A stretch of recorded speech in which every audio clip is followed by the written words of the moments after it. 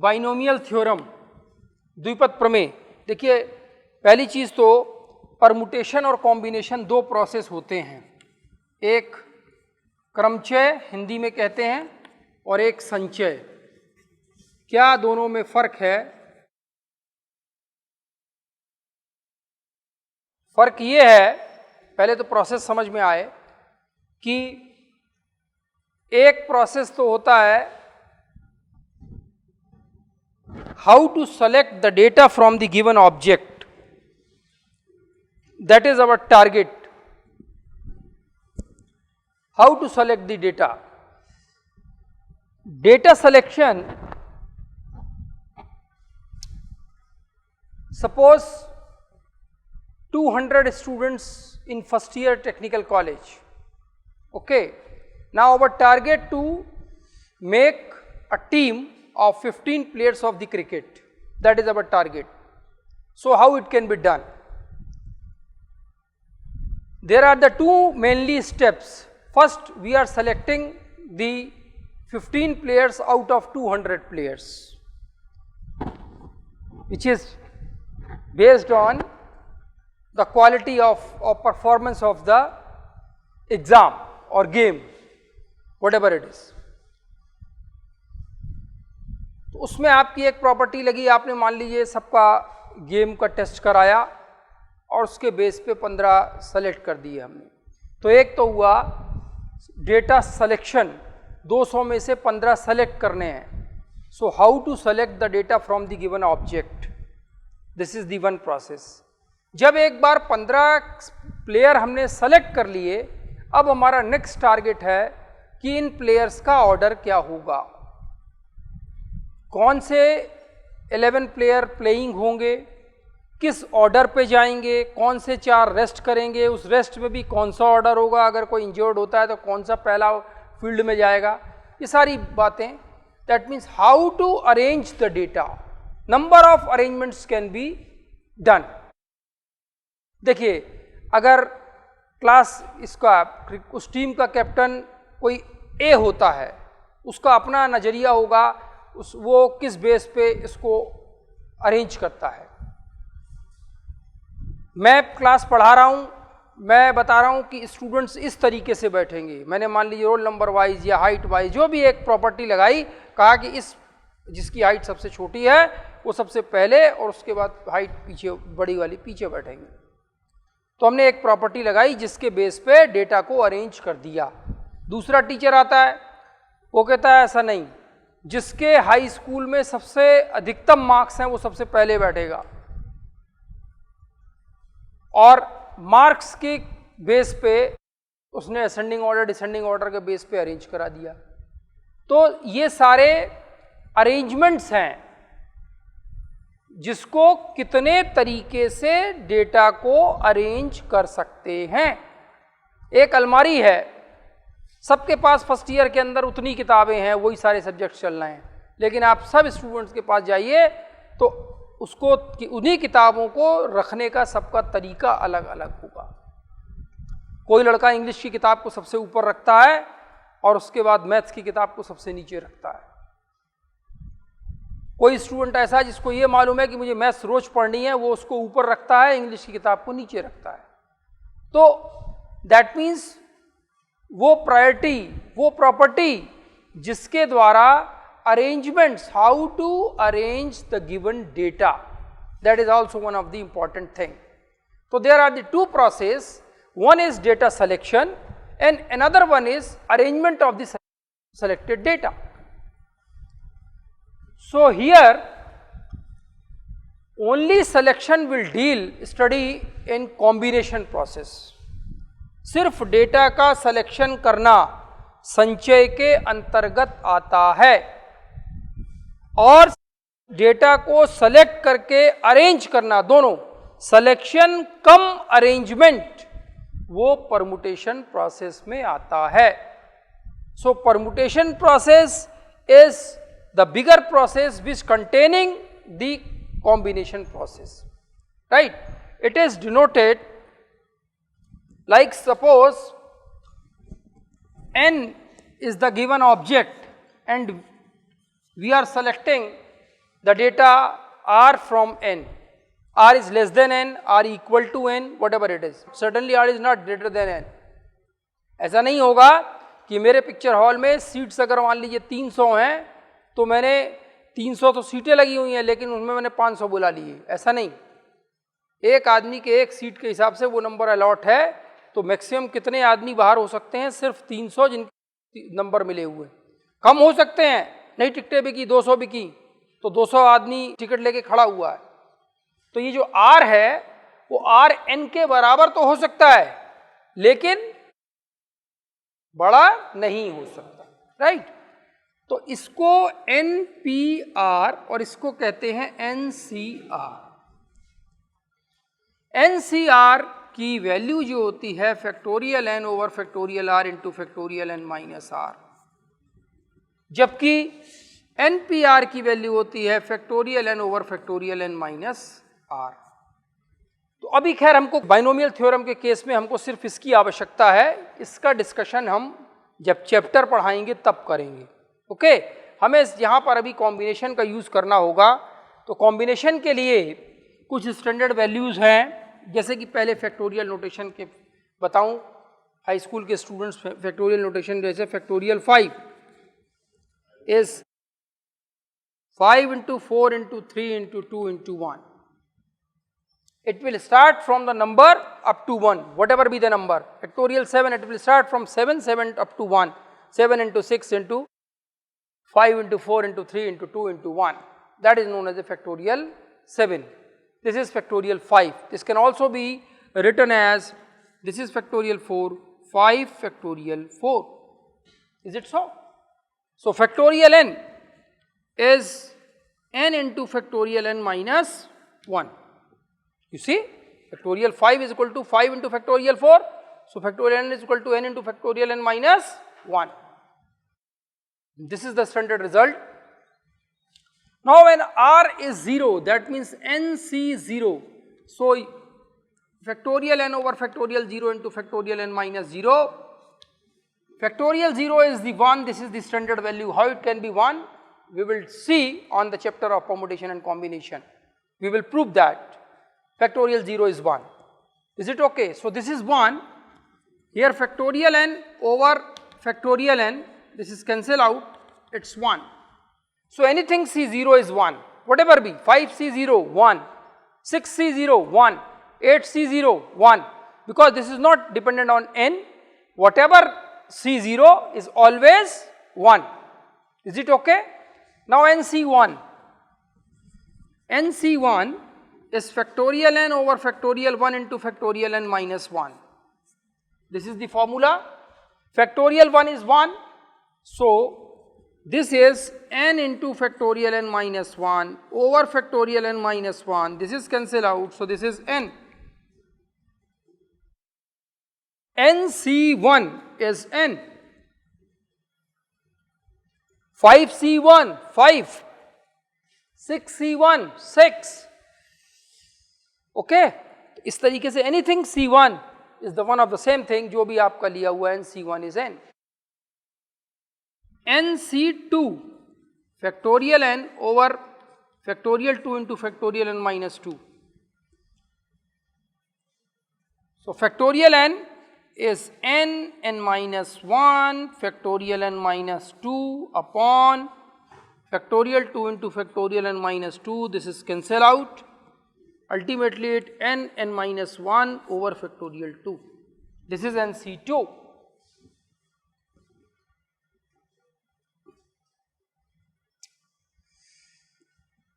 इसी तरीके से अब हम डायरेक्ट देखिए, वो मैंने आपको करके दिखा दिया। जैसे मान लीजिए NC3 आता है तो बार बार हम फॉर्मूला लगा के इसको सॉल्व नहीं करेंगे। 3 है, इसका मतलब हमें 3 n minus 1 n minus 2 upon factorial 3 या 3 to 1 जो भी कहें। 3 है तो 3 बार जाना है, 1 2 3 अपॉन फैक्टोरियल 3। अगर NC4 होता n minus 1 n minus 2 n minus 3 upon factorial. अब हम बार बार ये फॉर्मूला नहीं लगाएंगे, डायरेक्ट लिखेंगे। 3 है तो 3 नंबर तक जाओ, 2 है तो 2 तक, 4 है तो 4 तक, 5 है तो 5 तक। एक और इंपॉर्टेंट प्रॉपर्टी, चलिए NCN एक बार और करके देखें। NCN इस factorial n over factorial n into factorial n minus n, और ये हुआ फैक्टोरियल 0 बराबर 1, और ये कैंसिल आउट हो गया, NCN बराबर 1। एक प्रॉपर्टी फैक्टोरियल में बहुत इंपॉर्टेंट है, वो ये है NCR बराबर NCN माइनस R, करके देख लीजिए, ये बहुत इंपॉर्टेंट प्रॉपर्टी है। इसको देखो, मान लो इसी को हम शुरू करें, factorial n over factorial n minus R over n minus n plus R factorial, this is cancel out, factorial n over factorial n minus R into factorial R, this is NCR, ये formula है। तो ये NCR बराबर NCN minus R, इसका भी binomial theorem में बहुत use होगा, बताऊंगा कहां पर यूज होगा।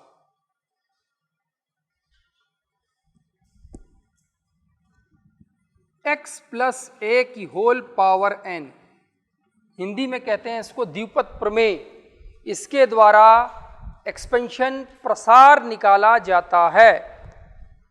डेसिमल के प्लेसेस पे एक्यूरेट वैल्यू निकाल के प्रसारित की जा सकती है, और जैसे आपने पढ़ा है x प्लस a का whole square, x plus a का whole cube, x plus a का होल 4, सब एक्सपेंशंस जो हैं, जो फॉर्मूले हैं, वो आप इसके द्वारा निकाल सकते हो। NC0, NC1, NC2, NC3, NCR, NCN-1, NCN। ये देखिए हमने क्या लिख दिया, N से था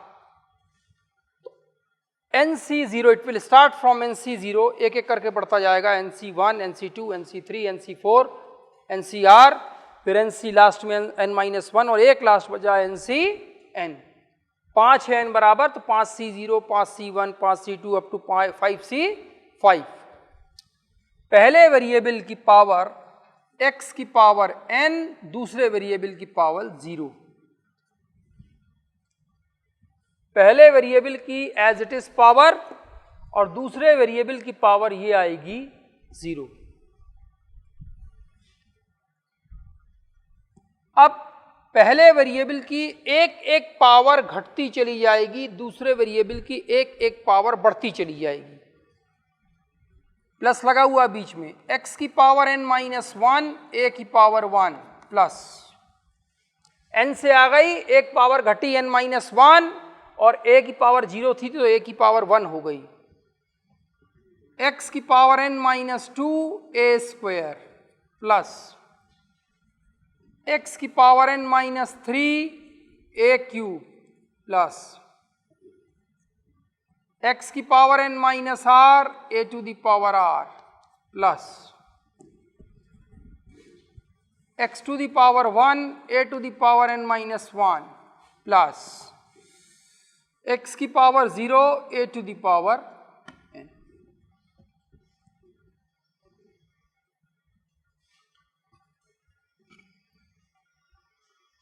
ये एक एक करके पावर, इस पर स्पेसिफिकेशन देखें, हर टर्म की पावर जो है वो n है, आप उठा के देख लो दोनों वेरिएबल को मिला के, इसका मतलब आपका एक्सपेंशन सही लिखा हुआ है।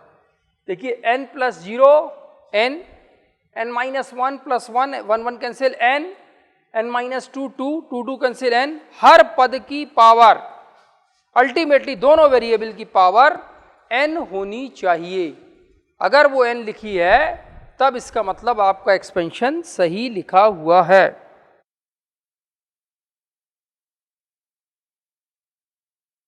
ये कहलाता है, देखिए पहली चीज तो ये आता कैसे है, इसका प्रूफ आप में नहीं है, लेकिन इसका प्रूफ जो है वो आता है मैथमेटिकल इंडक्शन मेथड से, गणितीय आकलन की विधि। क्या होती है मैं आपको थोड़ा बता देता हूं, जिनको इंटरेस्ट हो वो घर पे जाके पढ़ना इसको। मैथमेटिकल इंडक्शन मेथड होता है n बराबर 0, n बराबर 1, n बराबर 2, इस तरीके से हम वैल्यू लेते चले जाएंगे। n बराबर 1 आइदर 1 से स्टार्ट करो, n बराबर 1, n बराबर 2, n बराबर 3, n बराबर 4 एंड सो ऑन। n बराबर m, ये हमने माना कोई भी अननोन वैल्यू, n बराबर m रख दें तो ये एक्सपेंशन जो भी आएगा ये हमने मान लिया, अभी प्रूफ नहीं हुआ, माना। अगर ये सही है then we will see that is this true for n equal to m plus 1। अगर n बराबर m पर सही है तो क्या हम देखेंगे कि क्या n बराबर m प्लस 1 के लिए भी सही है। हम पाएंगे कि n बराबर m प्लस 1 के लिए भी सही है, यानी कि जहां जहां m लिखा हुआ है वहां वहां m प्लस 1 आ रहा है और यही एक्सपेंशन बन रहा है। जब ये 1 के लिए सही है, 2 के लिए सही है, किसी जनरल वैल्यू m के लिए सही है, m प्लस 1 के लिए सही है, तब हम कंक्लूड करेंगे yes it is true for any general value of n। तो इसको कहते हैं मैथमेटिकल इंडक्शन मेथड, गणितीय आकलन की विधि। तो इसका प्रूफ उसी मेथड से आता है, बड़ी आसानी से आप इसको निकाल सकते हैं, पढ़ लीजिएगा। आपने x प्लस a का होल स्क्वायर आप जानते हैं x square plus 2xa plus a square, यहां पर अगर हमने पावर 2 रखी तो टोटल टर्म आए 3। देखिए n बराबर 2 है तो पदों की संख्या कितनी है 3।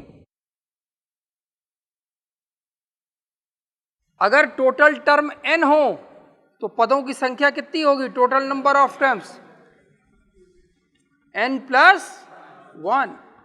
The total number of terms in the expansion of x plus a to the whole power n is n plus 1. Okay, this is known as a general term. It is denoted by tr plus 1 is equal to ncr x to the power n minus r a to the power r. This is general term of the expansion of this thing. सामान्य पद। अब सवाल ये उठता है कि इसको general term क्यों कहते हैं। आप इसमें r की वैल्यू देते चले जाइए, आपको एक एक करके स्टेप मिलते चले जाएंगे। आप r बराबर 0 दीजिए, nc 0 x की पावर n a की पावर 0 पहला टर्म मिल गया। r बराबर 1 दो, nc 1 x की पावर n माइनस 1 a की पावर 1। r बराबर 2 दो, nc 2 x की power n minus 2 into a की पावर 2 एंड सो ऑन। इस पद की सहायता से एक्सपेंशन के सारे कोई भी पद निकाला जा सकता है, इसलिए इस पद को या इस टर्म को जनरल टर्म या सामान्य पद कहते हैं। इसमें भी देखो पावर, इसकी टोटल पावर जो है r से r कैंसिल, तो इन दोनों की वेरिएबल पावर टोटल कितनी है n। तो ये हमारा इस टर्म के द्वारा हम, जैसे ये देखिए एक तो दिया है कि आप किसी चीज का एक्सपेंशन निकालो तो हम एक्सपेंशन निकालेंगे, लेकिन दिया है ये लिखा हुआ है x स्क्वायर माइनस 3x की पावर 10, कोई ऐसा दिया हुआ है और कहा है 8वां पद बताइए। तो अब आपको एक स्पेसिफिक टर्म निकालनी है, उसमें पूरा एक्सपेंशन करने की जरूरत नहीं है कि आप एक्सपेंशन लिखोगे फिर गिन के निकालोगे। 8वां टर्म निकालना है तो वो कोई भी टर्म निकालना है वो इसके द्वारा आएगा। अगर 8वां निकालना है मान लीजिए किसी एक्सपेंशन का, तो यहाँ r बराबर 7 प्लस 1 कर देंगे, तो यहाँ पर जो भी दिया हुआ है इसमें r बराबर 7 पुट करिए तो वो 8वां टर्म दे देगा। इसीलिए इसको general term of the expansion कहते हैं। अब जो इसका एक और इंपॉर्टेंट प्रॉपर्टी वो ये कि जो इसके बाइनोमियल कोफिशिएंट्स हैं, ये बाइनोमियल कोफिशिएंट्स कहलाते हैं nc0 nc1। इसको ध्यान दीजिए, c0 को nc0 भी कहते हैं, दोनों एक हैं। c1 NC1, C2 capital NC2. This is known as a binomial coefficients, द्विपद गुणांक, इनको हम द्विपद गुणांक कहते हैं।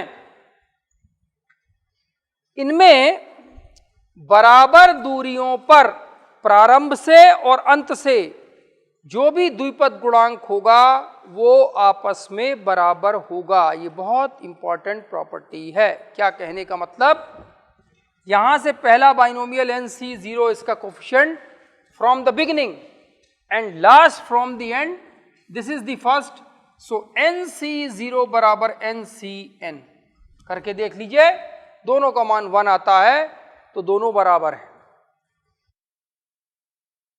सेकेंड बाइनोमियल कोफिशिएंट्स NC1 और उधर से सेकेंड NCN-1, NC1 और NCN-1 ये भी बराबर होंगे। क्यों होंगे वो मैं अभी आपको बताया था। आपको बताया था NCR बराबर NCN-R, मैंने आपसे कहा था कि बाइनोमियल में इसका बहुत इस्तेमाल है। देखिए NC1 R बराबर कितना है 1, NCN-, इस रूल के कारण क्यों ऐसा हो रहा है, ये रूल है जो प्रारंभ और अंत से द्विपद गुणांकों को बराबर कर रहा है। तो प्रारंभ से और अंत से बाइनोमियल कोफिशिएंट्स बराबर होते हैं। तो ये द्विपद बाइनोमियल थ्योरम के लिए आज इतना ही काफ़ी है। अब क्वेश्चंस जो है इससे रिलेटेड वो आपको नेक्स्ट लेक्चर में कराएंगे।